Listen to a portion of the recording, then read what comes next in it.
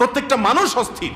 এর মূল এবং প্রধান কারণ হলো এই কলব এবং অন্তরে যে জিনিসটাকে ঢুকানো দরকার ওটা না ঢুকাইয়া ভুলটারে ঢুকাইয়া বসে আছে, ইনস্টল করে নিছে দুনিয়াকে। দুনিয়া ছাড়া আর কিছু তার মাথায় নেই। একজন যুবক তিনি কোনো মেয়ের সাথে অবৈধ সম্পর্কে জড়িয়েছেন, হারাম সম্পর্কে জড়িয়েছেন, সেটা একটা বিষয়, কিন্তু সেই মেয়ে তার সাথে ধরুন মানে কথা রাখে নাই, সে আরেকজনের সাথে ভেগে গেছে বা অন্য কোথাও তার বিয়ে হয়েছে। এখন সে ডিপ্রেশনে ভোগে। কেন ডিপ্রেশনে ভোগে? যে ওই পছন্দের মানুষটাকে সে পায় নাই। আলটিমেটলি এটা দুনিয়া, ঠিক না ভাই? ঠিক। আলটিমেটলি এটা কি?